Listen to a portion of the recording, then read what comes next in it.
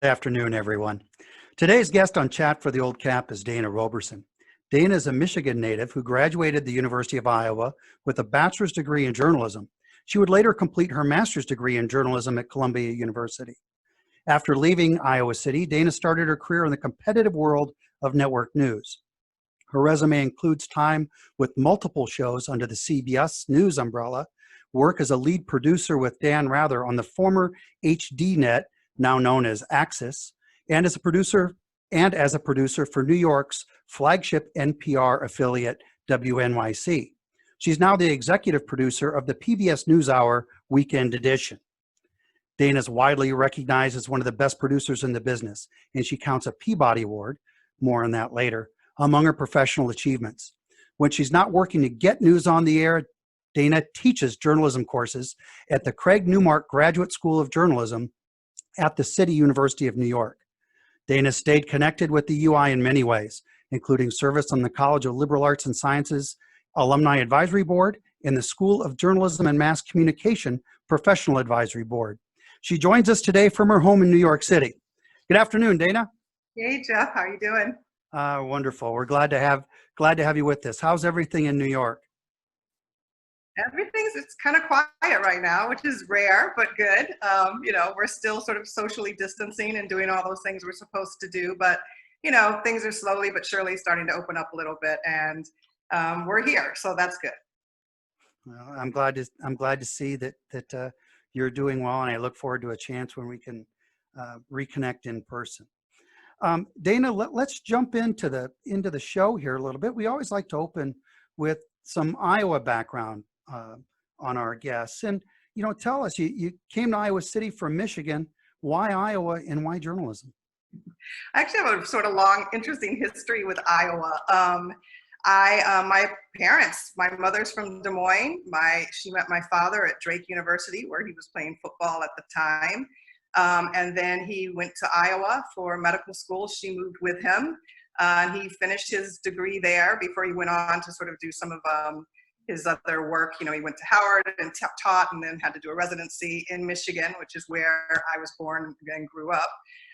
And so when it came time to go to college, I wanted to go to a Big Ten school because I grew up around Michigan and Michigan State, obviously. I didn't want to be that close to home. And so I had an agreement with my parents that it had to be within a day's drive. And so I grew up in Flint, Michigan, and Iowa City is just about 9 or so hours from Flint, Michigan. So that was the compromise. And they couldn't really complain that much because they had a relationship with Iowa already also. So they were glad actually when I went there, and that's how I wound up in Iowa City. So even then you knew your audience well. I did. So why journalism? It's funny. I actually initially thought I wanted to go into law. And then when I was at home in Michigan, it was sort of during the crisis with the auto industry, and a lot was going on, and there was a lot being written about it. And my father, I have a picture that I post every now and then on Facebook, usually on his birthday, which was a few days ago, and I didn't get it on this time. But there's a photo of me when I'm probably about 2 or 3 years old, and I'm sitting at the kitchen table across, very, I hate to give the date, but very black and white photo. And I'm sitting across the kitchen table, this little small table from my father, and he has the newspaper and he's reading it, and I have a copy of the newspaper, and I'm looking like I'm reading it, but I'm really not, And I think just early on, I just think it was probably there, and it's always kind of nudged me a little bit. I've always liked to write. I thought the legal way, medicine would have been the logical way to go, following my father's footsteps. That was pretty complicated when I looked at sort of the math and the years behind that. I thought law might be a little easier, but I just kept getting sort of pulled towards things writing. And then my brother, who's about a year or so, a little more than a year older than I, got a job out of high school at a local television station. And sort of whet my appetite more and more when I started watching the kind of work that he was doing. And then just kind of got to Iowa. I think I maybe took one, for your first year in journalism school, you have to take a legal and ethics course. And after taking that course, I realized I had taken the right track probably and not going into law. But it just sort of drew me in. I like telling stories. I like hearing people's stories. And it just sort of was a logical landing place for me. Well, in addition to your work at the journalism school and working at KRUI on the student radio station on the news staff, you were part of the Hawkeye marching band. Tell us about that. I was. So I was in marching band in high school. I played the clarinet, actually. I was in marching band and in orchestra, played the clarinet. And my last year, a bunch of friends and I decided we were going to switch over and sort of become sort of these flag twirlers, you know, with the band, because we were tired of always playing. When you're in the band, you have to play all the time. And sometimes you don't get to watch the game that much if you're reading music. So when I got to Iowa, I love Iowa football. I love football in general. I wanted to go to those games. I heard how hard it was to get tickets to a lot of the games, even as a student. And I thought the best way to get the best seat in the house is to be in the marching band. And so I tried out for the Flag Corps. I think they call them the Color Guard, or Silks. They have all kinds of names for us. But I tried out and I made it. And I had a fantastic 4 years going to bowl games. We went to a bowl game every year. Mm-hmm. Traveled a lot, you know, went to the different out-of-state games. It was a ball. And I got on TV a lot because I actually was probably the only Black flag twirler at the time. So I always would tell my parents, hey, watch the game, you're probably going to see me. And I'd say 8 out of 10 times they would get a shot of me in there. So it was their way to sort of see me when they weren't so close to me. It was great. So not only at an early age, you know how an audience worked, you know how production worked. And so you clearly did choose the right avenue. Do you have a favorite Iowa story about your time as a student? Oh my gosh. I was thinking about this earlier. There's so many. I mean, just the games. You know, I was on the student commission for, I forgot, it was called SCOPE. I forgot what the actual acronym meant for. Student Commission on Programming and Entertainment. And we brought concerts to Iowa City. There was Stevie Wonder, U2 was there. It was like the hottest ticket in town. I remember that. Whitney Houston came. That was incredible.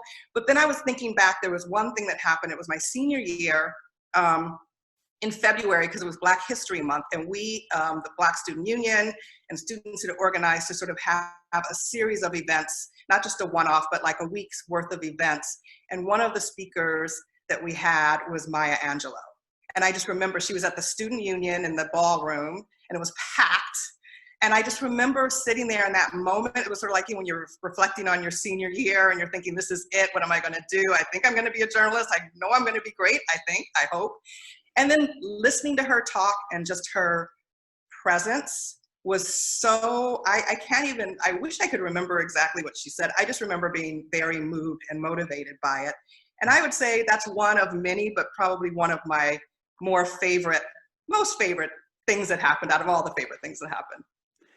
I love that, because that's one of the important things that we continue to try to do at the university when we can operate on an in-person basis, is those experiences that kids from all over the country might not get anywhere else and could be life-changing. Yeah, it's true. So you graduate, you go to work in broadcasting, and one of the first questions I always have, I think maybe the first question I ever asked you, what does a producer do? Depends on what kind of producer you are, but there's like a line producer, there's a field producer. I've done a little bit of both. But for the most part, a producer is just sort of the person that coordinates and sets everything up. You find story ideas. I mean, as one of the early ones that I did before I became a producer, I sort of, go through the ranks. I was a researcher and then associate producer and all these sort of different titles they give you. But you're always allowed, at least I was lucky that wherever I was, you're always allowed to pitch an idea. And so one of the very early ideas I pitched was a story about, it was actually a story I had been working on for my dissertation at Columbia, about a Black woman who was a sculptor who had actually done the relief of Roosevelt that's on the dime. And no one really knew about her. And she had this place in Bucks County, Pennsylvania with all her sculptures. And she, at that time, was probably in her 80s or so. And I pitched that as a profile for Sunday Morning. And that's one of the first stories that they wound up doing. And then I was just hooked. Once you get that pitch in and you get it approved and you know you can do it, then suddenly as a producer for you, it's like, I've got this. then you just get more motivated to like find more stories, do the pre-interviews, do all the research that's necessary to sort of pull it together, craft it. What's my story going to be? What's the narrative arc? You know, what's the beginning, middle, and end? And what's it going to look like? Thinking of like, I think also just in terms of, I mean, writing it is one thing, but as a television producer, figuring out the visual parts of it is just as much fun. There was a story I did on an author, and he had written a book down in the South, and in this book he has a one-eyed cat and a juke joint and a train that runs through town. And I literally researched, and this was before Google, so you can imagine that's not the easiest thing to do, but I talked to the author. He had done his research, obviously, on the ground, and he sent me to this little town in the middle of, I don't know, I can't even remember, I want to say it was Alabama, maybe, and sure enough, there's an old-fashioned juke joint. About 100 feet away is a railroad, a train that goes through town, the one that takes, you know, if you get on one side of it, you better hope you don't have to get across town anytime soon because it goes for about an hour to get by. And we had gone on the other side of the track and we sat there, and it took probably about, maybe that's an exaggeration, maybe half an hour. We're on our way back to the car outside the juke joint. We have the back of the car open, we're packing our stuff up, and I look over and there's a cat. Now, it was not a one-eyed cat, but it was a cat. And I was like, you got to, this is the story, you got to get it. And we did, and it was great. So putting those sort of visuals together is just as much fun. It's half the fun, if not more. Well, when you talk about putting things together, and let's go back to your experience at Sunday Morning, because your career really took a big jump on a Sunday, June 1989, with an event that was happening half a world away. Yeah, when I worked at Sunday Morning, I've sort of done a big full circle career-wise. I started my career on weekend news and Sunday morning at CBS. So I was like a Wednesday through, it might have been more of might have been a Thursday through Tuesday schedule. I can't quite remember, but anyway, I worked on the weekends, and I'm back on weekend news again. But one of the things, my early job, the job that got my foot in the door at CBS, was this really odd sort of job called a closed captioning coordinator. So all I had to do was take the scripts from everybody and fax them, back when faxes existed, to the closed captioning center in Virginia. So when the piece came up on the broadcast, they could close caption it. And they had a pretty accurate script of what was going to be said, so they weren't trying to do too much live transcribing. So after I did that, I didn't really have a lot to do. So I started learning how to do everybody else's job. I started sort of watching how the news production team would take the wire copy and rip it and put the most recent news on top. You know, they would break scripts for the producers, and that would go to various rooms like the editors and the engineers, or the directors, and all these things. So I learned all these jobs. And one morning, an early Sunday morning, Tiananmen Square had happened. And Charles Kuralt was there, and I was there, and the writer was there, and I started making phone calls, because one thing you're supposed to do if a breaking news story happens is call in the Dan Rather team, the evening news team, to cover big news. And so I had made those calls, and while I was sitting there, I started taking the copy and putting the most recent copy on top, because you want to do that so you know the most recent update of what's happened. So I compiled all of this, and Dan comes in, you know, I go up and I go, Mr. Rather, you know, here's everything I've got for you. The most recent news is on top. And they're like, thank you. And they dismiss me for the day while his team comes in, and I go away. And then when I came back in the following weekend, my boss at the time, a woman named Linda Mason, said, Dan was really impressed with your work and basically wanted to know. At the time, I also only worked on weekends. I had a full-time job at Gray Advertising, Monday through Friday. So I only had the job at the weekend news, and I wanted to go there full-time. And she said he was willing to talk to me about a full-time job. But then she offered me a full-time job at Sunday Morning. So I stayed at Sunday Morning because I was comfortable there, and they'd given me a shot. So I thought I should stay, and I loved that show. But that was my big break. And who knew years later, I'd be back with Dan again eventually. Well, and from there, I mean, you're at CBS News, which is kind of the hallmark of television news. Murrow and Rather and Stahl and Wallace and all the legends that have been there in the business. Were there times every once in a while you think, you know, I'm from Flint and went to school in Iowa City, and how did I get here? I thought that, and my parents reminded me of that in a very proud way. They were super, they were like, you have to realize what you've accomplished, what you've done. I mean, you are walking the storied halls of CBS, and you do think, about your predecessors who have been there, and how are you going to fill those shoes, because they're big shoes to fill. And you want, Dan always says, you're only as good as your last story. And so that puts a lot of pressure on you to keep delivering really good stories. And the point isn't to put the pressure on you, but the point is just to remember to be humble, I think, and keep getting those good stories. Don't think that you've got it. Don't think you have it figured out. I just broke this great story. Good for me. I need to find the next great story, because that's going to help somebody else, hopefully, or tell somebody something they don't know. So it is a lot to think about when I think about coming from Flint. But people from Flint have a lot of resilience too, and we're pretty I guess stubborn or bullheaded, but my mother would say. So if I was told, and I was told actually, interestingly enough, before I graduated from Iowa, someone's father I was meeting, you used to have sort of all those end of year senior events, and a good friend of mine at the time, her father and I were talking, and he was like, well, what do you want to do? I was like, I'm going to move to New York and become a producer. And he's like, that's not going to happen. You should be realistic. And I was like, I am being realistic. And I remember clear as day, that very moment he said that, I was like, I'm going to prove this guy wrong. So there you go. Do you have his name? I can't remember his name. I wish I could. I was going to check the participant list. Maybe he's on today. We could find some things out. So talking about how you never know when the next story is going to happen, and we're coming up on the 19th anniversary of September 11. You're in New York, and the unthinkable story happens. What's the newsroom like, and what were your reactions?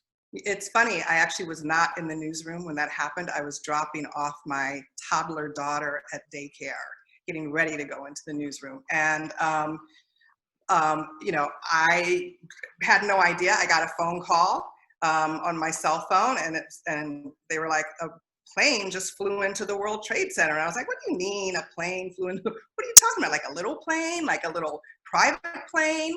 What are you talking about? And they were like, no, it looks like a really big plane.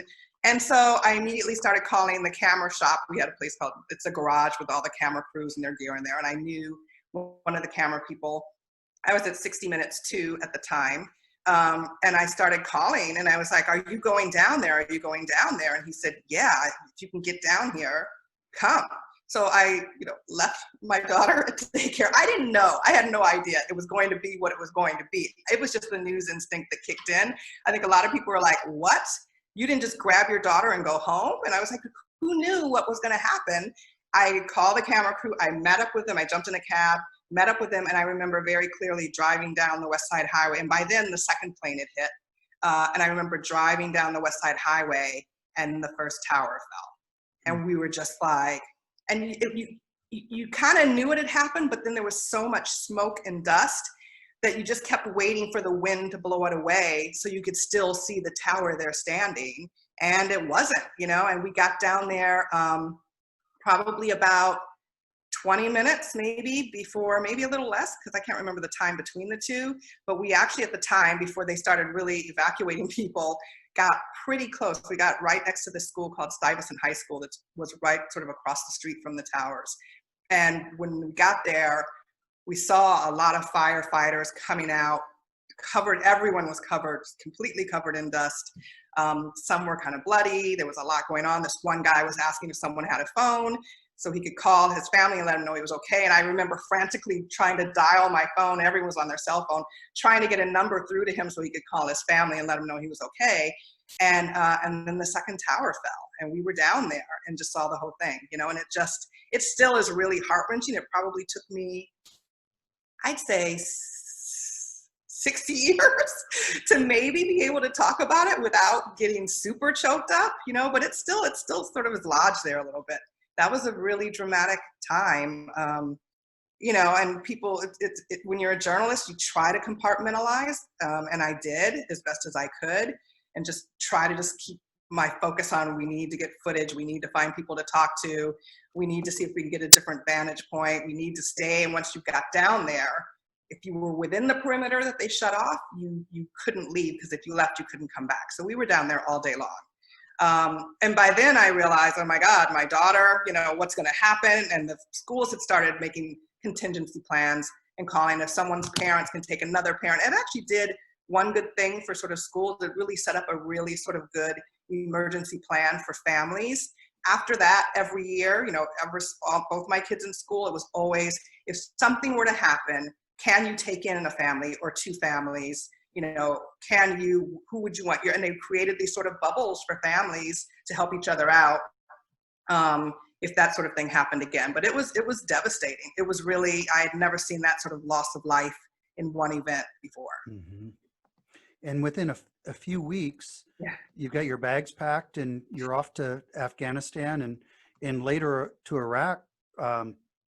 Ended up finding the biggest story, one of the biggest stories in the world at the time.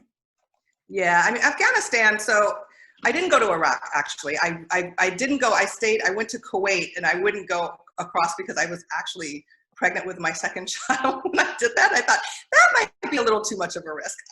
Probably being there in the first place was, but Afghanistan, we were there for, covering the war.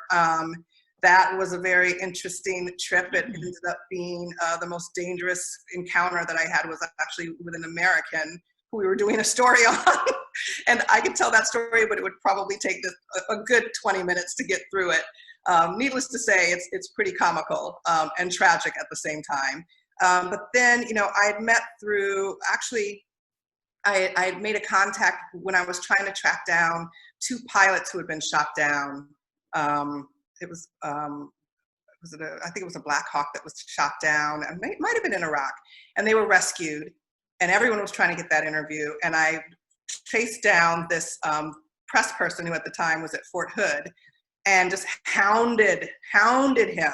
I mean, to the point where I found out, I was like, just get me in the same room with him, one way or another. And he said, well, we're going to be at the Orlando Magic basketball game and whatever. I flew down to Orlando. I had a friend who lived in Florida who was able to get me up into the guest suites. And I literally tracked them down and went into and met them face to face. And I got the interview. So fast forward a couple of years or so, not even that many, but fast forward, I stayed in touch with the press contact. I mean, that's one thing you also do as a journalist. Just hold on to those contacts. You never know when they're going to reach back out to you.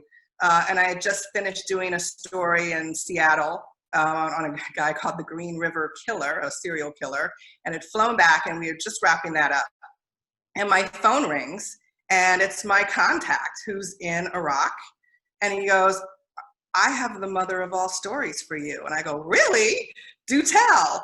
And he tells me the story about Abu Ghraib. He goes, if you go back to the summer of, it might have been August or so, and you look at a Central Command press conference, and you'll see them make a very vague statement. And the statement was something like, we're doing this and we're doing that, and we're also investigating reports of abuse at Abu Ghraib prison. That's all they said. They didn't say who was abused or who was doing the abusing. And he was like, these are American soldiers that are doing this, and there are pictures. And I was like, oh my God, and I was like, can you get me the pictures? He was like, I can't get you the pictures, but I can tell you what they look like. I've seen them. And the reason, he was a active duty person, a military person, and the reason he wanted to tell the story was because he thought they were going to cover it up, and he was so appalled by it. And so I just put on my boots on the ground and started making calls, and the producer I worked with started making calls, and lo and behold, we wound up getting his name. I reached out and tracked down his wife, found out they had come to her home and taken the computer, so I knew something serious was on there. And then we ended up reaching out to an attorney who was representing one of the accused soldiers, and convinced him to get us a phone call with Dan, with the soldier, because their story was that they were being told to pressure these prisoners, and they were being told to put them in humiliating situations to get them to talk and to get them to give information, and that those orders were coming from higher up. And these were, they were military police. They were sort of some more lower level sort of soldiers that were following orders. And, poked around there, made more phone calls, tried to get the Pentagon to respond. The Pentagon actually somehow inadvertently admitted that the photos did exist. And then one day I just get a handful, a dozen or so photos on my computer of, Iraqi men in prison, stripped naked and being put in humiliating poses with, dogs coming at them, and soldiers sort of pointing and laughing, and that became the Abu Ghraib story. Wow. And then you get the call, you win the Peabody Award for it. For people who aren't familiar with journalism, that's a big deal. It was a big deal. Sadly, it's bittersweet because my father had passed, and the day of the Peabody Awards was his funeral. So I never was there in person to get the award, and I wouldn't have gone, in that case. He might have wanted me to, actually, because I know he would have been immensely proud. Yeah, it's a good one to have. And I'm not a big awards person. I think your work speaks for itself, and it's how you feel about the work that you do. But every now and then there's one that just kind of rings true. And I felt like that was an appropriate story and a good one to have for the work that we put into that. Yeah, this is about 1,000 steps ahead of a participation medal, Dana. It's a big deal. So now let's, as we kind of keep talking about your career, and then we'll move on to some kind of personal reflections from you. But you're now at PBS. You're working on the weekend news hour. Things are clicking along through the first half of 2020. You're covering politics, the campaign, whatever may happen. And then all of a sudden in mid-March, the United States kind of shuts down, including your operation. And you have to take a television news operation, not just off-site, but to multiple sites. How does that come together? It was crazy. I just had a feeling. I was watching sort of things across the globe. We had been covering the coronavirus cases internationally because that's where they all were, particularly in Italy. I know we had done quite a few stories from there. And then the first one hit in Seattle, and I thought, if this is as bad as it's been overseas, it's going to get here really soon. And there was the first case in New York that was actually in Westchester, which isn't too far from here. And I remember the week before I was at a staff meeting, and I said, listen, whatever you can grab and take home, I think we need to get this equipment out of here. I don't think we should be, I don't know if we're going to, I have a feeling they might shut us down and we won't come back. And everyone was like, really? And I was like, seriously, I really think that's the case. And so some people started taking some things, and we had done that last weekend. I think it was March 12th, 13th, something like that. I'm not sure. And we did the show on Sunday. We had the control room. We have Hari in a studio, and our studio is interestingly 16 blocks away from where the offices and the control room are. So he's at Lincoln Center. We're in Midtown on 50th Street. And we went home Sunday, and we're off Monday, Tuesday, but basically Sunday evening it might have been, or Monday morning, they were like, no one's coming back to the office. And so we had a week to figure out, and that meant no control room, no edit room, no studio where Hari would do his report from, all those camera crews and the people that work on that show to pull it off. And I was like, oh my God. And literally we went into practice mode. Hari turned his bedroom into a virtual studio, and he had a blank wall almost like this behind him. We found Zoom. We found out you can do a virtual background with Zoom. So we had our graphic artist create the PBS blue sort of pea head, they call it, background for him to put behind him. It gives you a little halo, but it's fine. Mm-hmm. We decided we could record just like we're doing now on Zoom. And the difference would be that we would have to compile the show remotely. So I was here at my place, my news editor was at her place, our producers were at their places, Hari was at his place. It's like Queens, New Jersey, Harlem, Brooklyn, we're everywhere.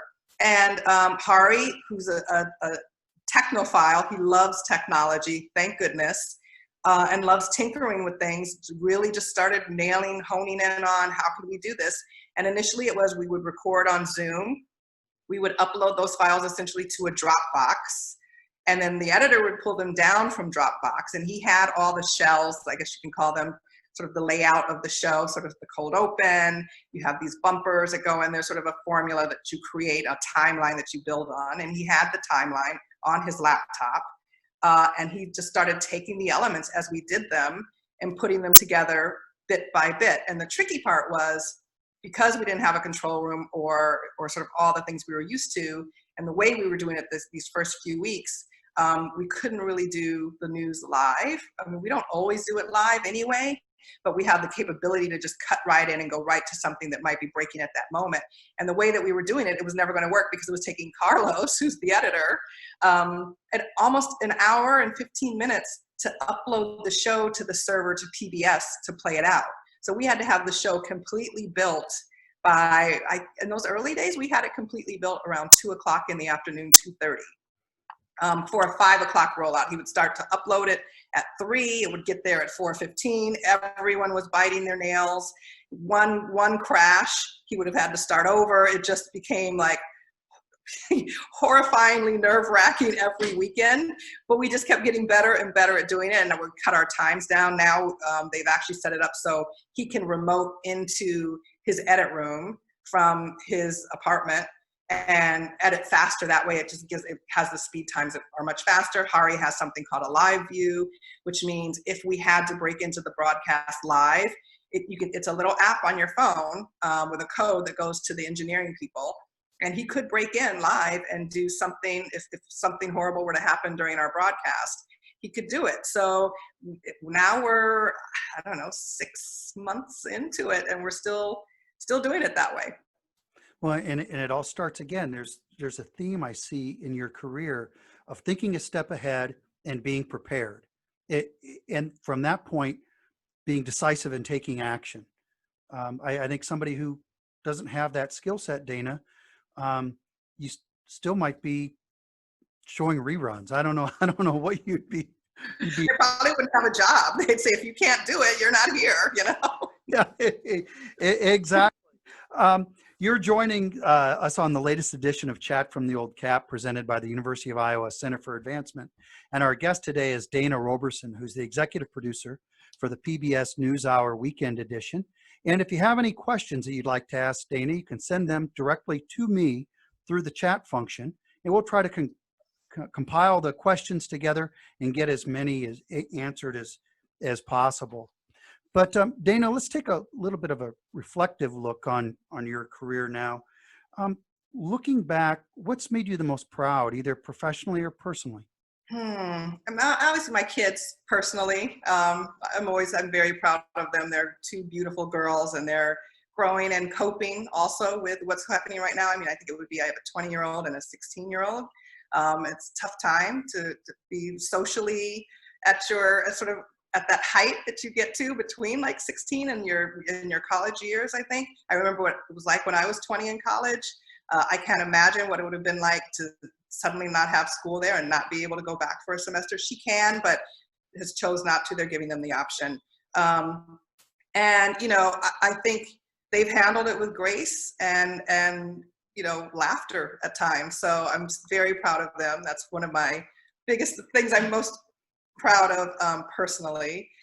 Professionally, I think if I look back on it, there are certain stories here and there I'm really proud of. The stories I tend to like the most are ones that surprise people or tell them a story or brings a sort of an in-depth kind of perspective on something they might not know about. One of my favorite stories actually was I'd found out when Strom Thurmond died. And as you know, he was sort of a segregationist in the South, and sort of known for that sort of bluster. And it turned out he had I guess she would have been biracial technically, but a Black daughter. He had a relationship with one of the servants who worked in his house, and she got pregnant and had this daughter. Her name was Essie Mae. And I found out she lived in Los Angeles, yet another case where I was tracking someone down and chasing them relentlessly.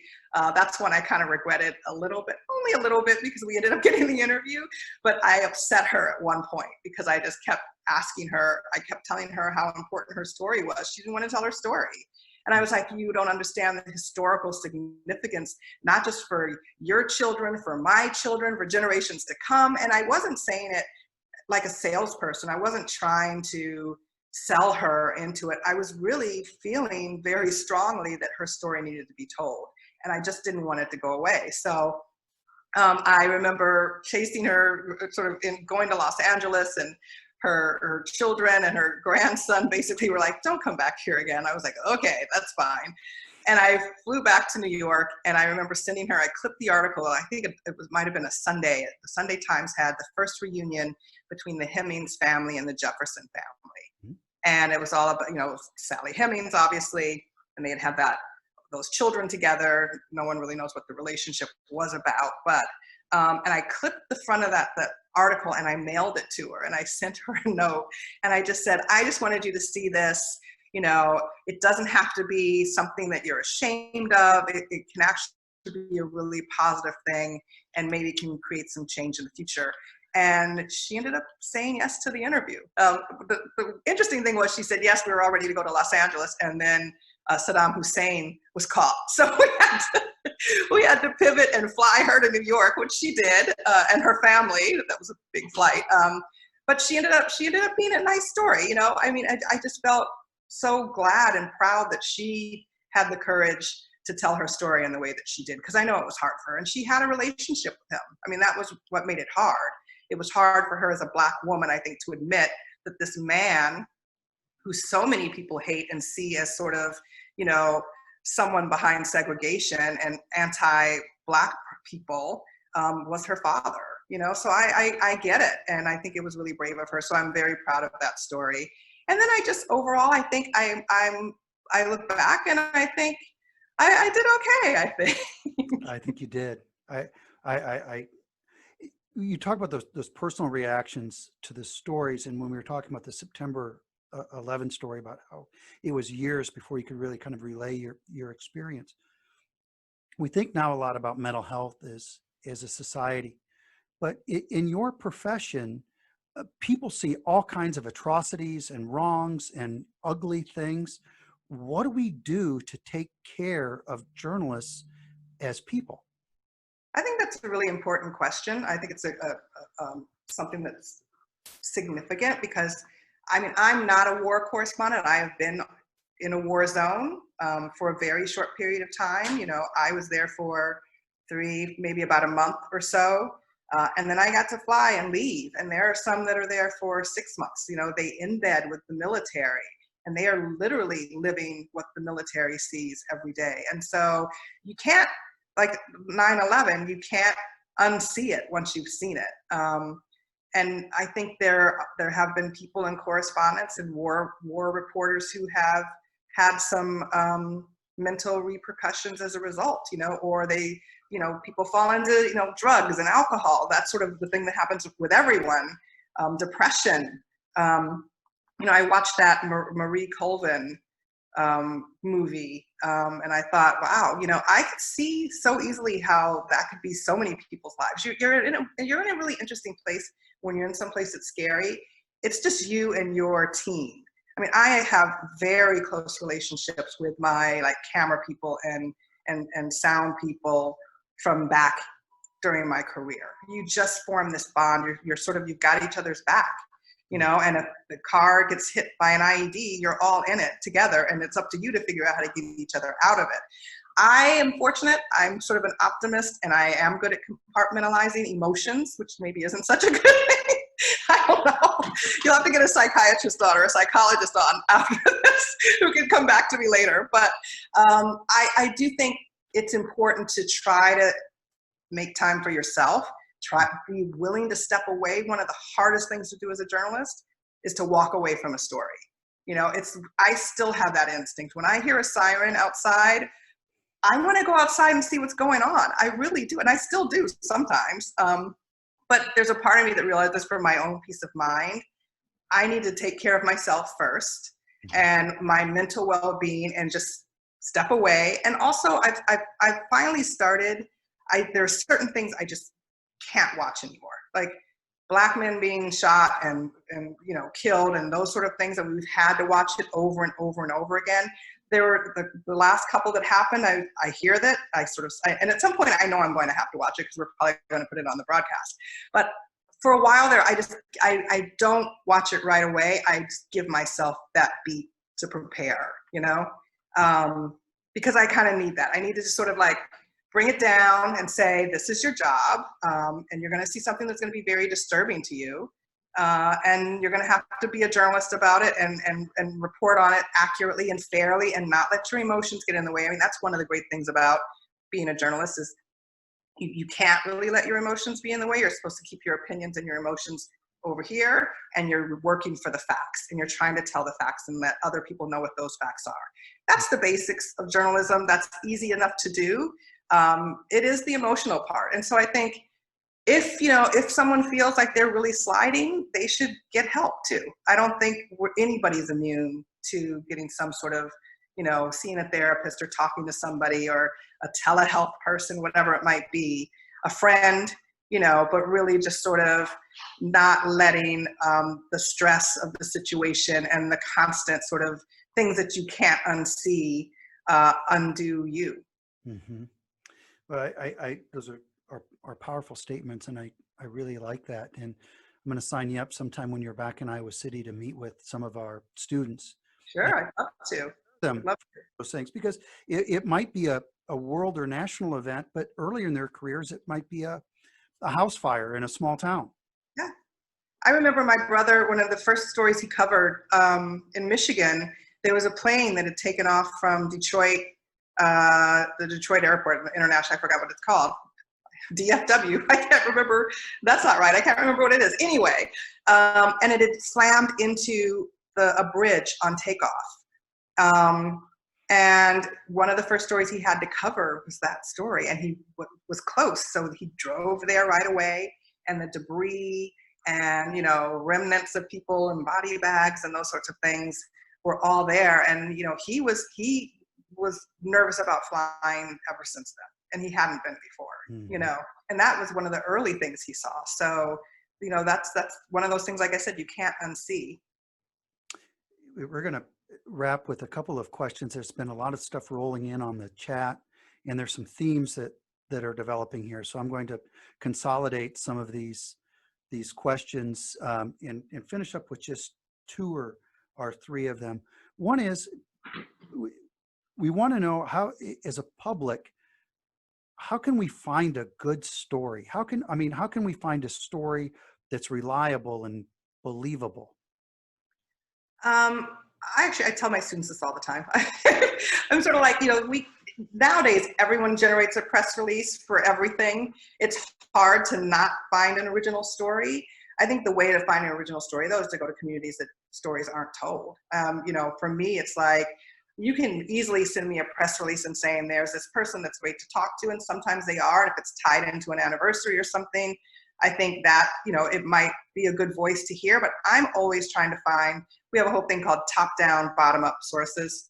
So top-down are sort of your experts, your policymakers, your politicians, physicians, those sorts of things. And bottom-up are people that are on the ground doing the work, the community members, neighbors on the street, people who might not have their voices told or have the facilities or the ability to reach somebody who can tell their story. That's the story I'm always looking to tell. So I'm always interested in going into neighborhoods and communities and meeting real people and talking to them. And they have the most amazing stories. You can get an original story from someone who's never been able to tell their story before, so no one's heard it. So that's how I like to find stories. I think a lot of the good stories that I've done have always come out of another story that I'm doing. Just in the course of a conversation with somebody, someone will say something, and I'll go, that's interesting. I've never heard that before, or that sounds like a trend. If I'm trying to think of something like, we could say COVID, for example. When COVID cases started happening, at first it was all about the spread and how quickly it was spreading. And then the trend develops, it seems like most of these people are over the age of 65. Suddenly nursing homes. And then you started seeing those stories sort of break off, focusing on those sort of different categories. Same thing when they started finding out young people were being impacted too. Then suddenly Black and brown people disproportionately. And now that you have all these databases and things, and you can number crunch and get a lot of that data really quickly, which is helpful. And then you just sort of craft your story from that? What voice do I want to hear from the African American community or the Black community about why this is killing more of them than anybody else? And then you sort of go from there.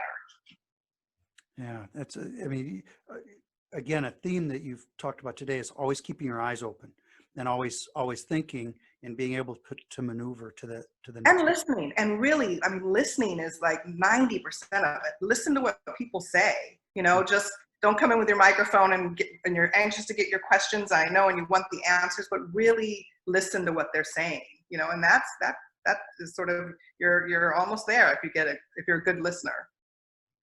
Well, the University of Iowa is one of the best journalism schools in the country, and we're seeing enrollment on the uptick. And there's a lot of people that don't. Dana Roberson, what are your pieces of advice for aspirational journalists?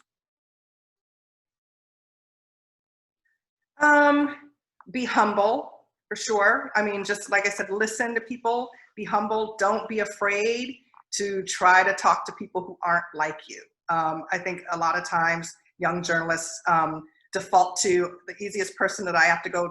We do a lot of man on the street exercises. You got to walk up to somebody and get some answers about a question or whatever. And most young journalists are likely to walk up to the person that looks like them because they relate the most. It's really hard to say, you know, as a, you know, young white woman, I want to find, you know, an older Black man to speak to about this. You know, as a student, I'm probably going to go, she looks like me and reminds me of myself. I can ask her and we'll relate to each other. And that's easy and it's fine. And you need those voices too, but you have to be willing to like get outside of your comfort zone. And it's really uncomfortable a lot of times.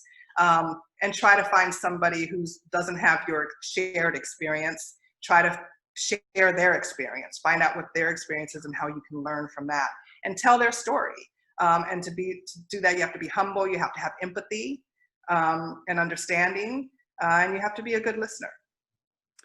Final question, you're 30 some years into your career, you still have a lot of great work to do, but I think we gave away the math earlier. But I think so. I think the black and white photo probably gave it away about 40 minutes ago. But as you look ahead at a profession that's meant so much to you and is so important in our society, what are your hopes and aspirations for where journalism goes from here? Oh boy, that's a tough one. It's a good one though. This is the first semester. I started last semester, but this is the first semester I've never met my first year students face to face. We were all doing this yesterday, actually. So I was meeting them on Zoom for the first time. And their concerns are, I mean, interestingly enough, the numbers were up. We thought COVID was going to maybe turn people away because journalism is on the ground reporting and you're supposed to meet face to face and go places. And we do have some protocols and restrictions in place for our students about in-person reporting. They have to have waivers.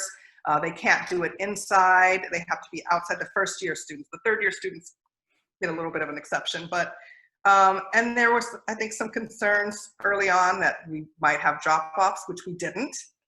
But there are concerns with the students about how can we do the kind of reporting that you did, like when you're going up, literally knocking on doors, trying to get people to talk to you and be as effective. And I actually think this is a really interesting opportunity, particularly for some of those that do have some of those social anxieties about going up to people, you know, sort of cold calling almost, that they don't know or in a place that they don't know. Now they can do it remotely. And so they still have to do the legwork. You still have to research. You know, there's always going to be that component of it. People finding, that's one of the things we talk about. But it's a lot easier to approach somebody with a screen in between you and who knows, 100 miles, 1,000 miles between you. If you're nervous for any reason about maybe they're not going to understand me or they're going to be angry because I'm approaching them, you know, you're probably going to have their consent at some degree to even talk this way, which that's part of the part halfway there. And then, you know, it gives you an opportunity to ask some more difficult questions that you might not ask, I think, if you're face to face with somebody. So I actually think, you know, as much as we don't like it, I think it's going to strengthen their reporting skills in a way that they're not aware of yet. because I think it is going to embolden them a little bit more to ask some tougher questions, not to be so afraid just because, you know, you're not there in the room with the person. I think it's going to give them the skills that I didn't have. I had to learn on the fly in a week how to do this. They're going to have an entire semester or an entire graduate career, sort of graduate trimester of figuring out new ways to sort of use technology to make journalism better. So, you know, they're going to walk out with a skill set that I never had. And when I'm starting to hire people back, if that ever happens, I'm going to be looking for those students that know, hey, I know how to do everything remotely.